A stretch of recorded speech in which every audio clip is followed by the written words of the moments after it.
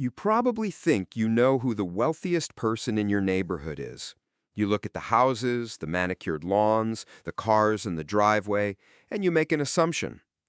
But after standing inside more than 200 houses of people who have just passed away, I can tell you with absolute certainty that your assumption is wrong. I am an estate appraiser. My job begins after the front door closes for the very last time. I walk into the quiet aftermath of a life, long after the performance is over and there is nothing left to hide. And what I have learned from digging through the remnants of hundreds of lives is a truth that no finance class will ever teach you. The people who look the wealthiest are often drowning in hidden debt, while the people who have quietly built unimaginable, multi-million-dollar fortunes rarely look impressive at all. I will never forget one particular week in my career. On a Monday morning, I pulled up to a massive mansion. It had absolutely everything you would associate with being rich: wrought iron gates, a pristine swimming pool, and two high-end German luxury cars parked side by side in a massive garage.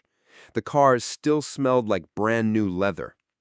The children of the deceased were standing there in the foyer, anxiously waiting for me to tally it all up and give them the final number. They were expecting a massive windfall. But when I finally calculated the physical assets against all the hidden liabilities, the second mortgages, the lines of credit, the leased vehicles, that final number was negative. Every ounce of that highly visible wealth was entirely financed by crushing, invisible debt. Just 3 days later, on a Thursday, I drove exactly 3 miles down the road to appraise a completely different property. It was a small, unassuming ranch house.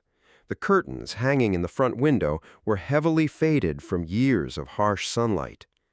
When I walked into the kitchen, I saw coupons carefully clipped from the local Sunday paper, held to an old refrigerator by a plastic magnet shaped like a lighthouse. The woman who had lived there was named Eleanor. I always change the names for privacy, but everything else I'm about to tell you is exactly as it happened. Eleanor was 81 years old. She had lived completely alone since her husband passed away back in the 1990s. The house still had the original shag carpet from 1978, and it was perfectly vacuumed in straight, meticulous lines, as if she had just done it that very morning. Her nephew let me in, apologizing profusely for the faint smell of mothballs, as if I had not encountered much worse in my line of work. Eleanor had never owned a car newer than 10 years old. In fact, for the last decade of her life, she had not owned a vehicle at all. She walked. Every single neighbor on her street assumed she was barely scraping by on a tiny fixed income. Even her mailman used to check in on her and tell her to just holler if she ever needed anything. I started my appraisal expecting to find stacks of past due bills.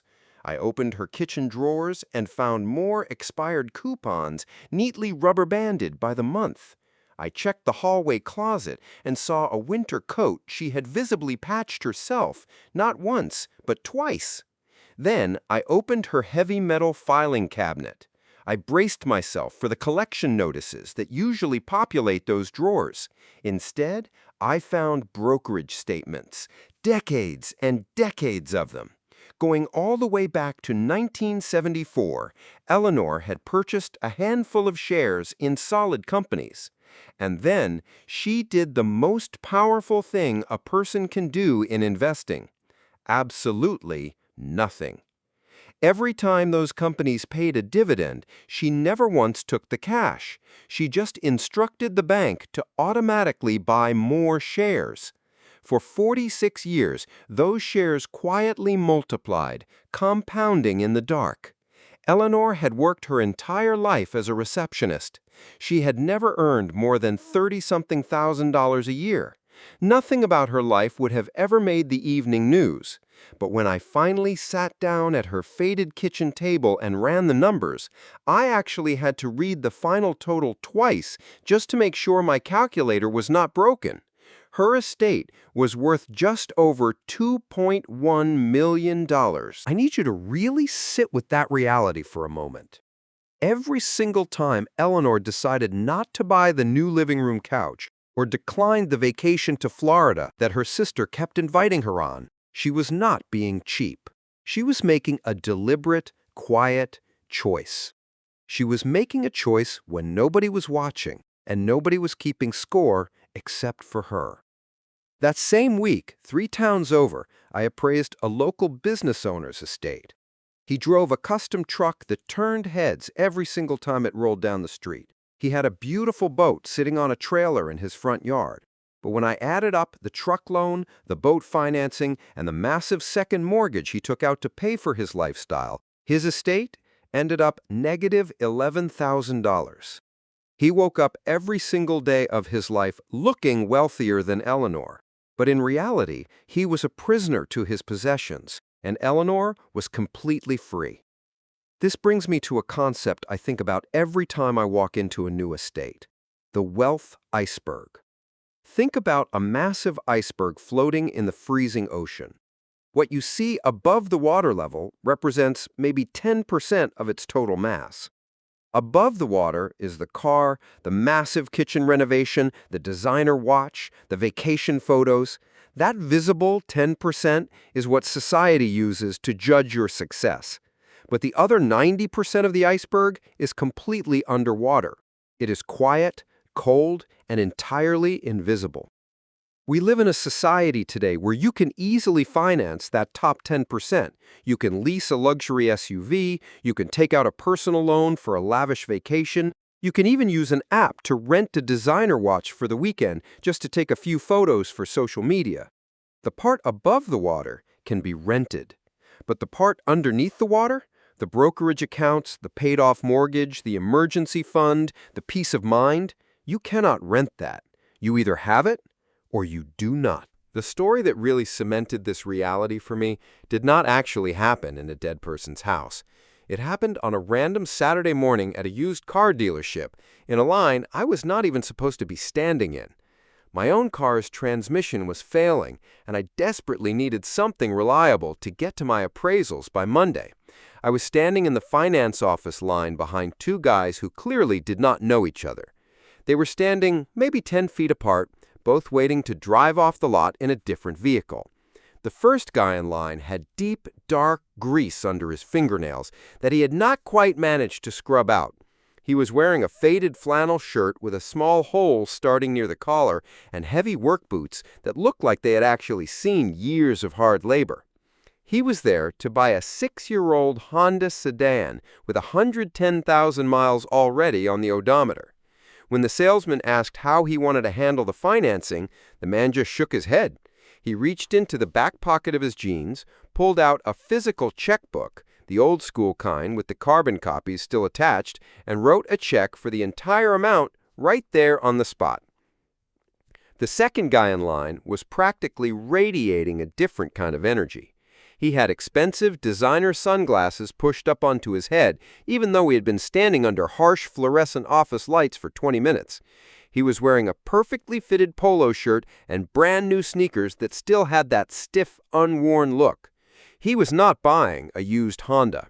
He was leasing a glossy, high-end vehicle that still had the protective factory plastic wrap clinging to the passenger seat. I stood there and listened as he casually asked the finance manager a single question. He asked it with total nonchalance, like he was asking about the weather.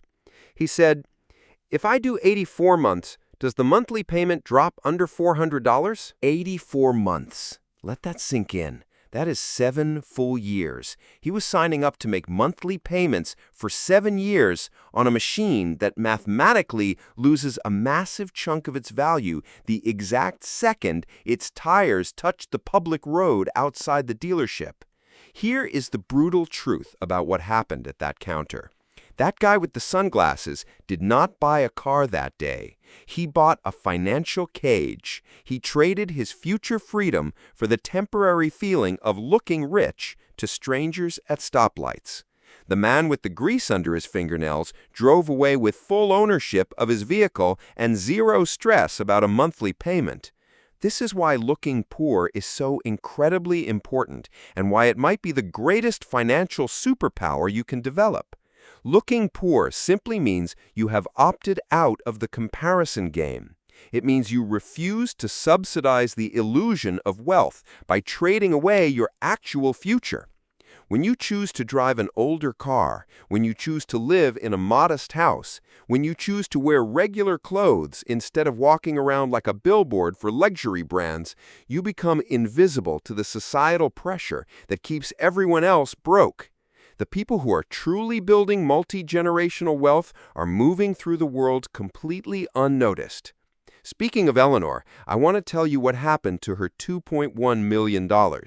Because she had no immediate family left, she left incredibly detailed instructions in her will.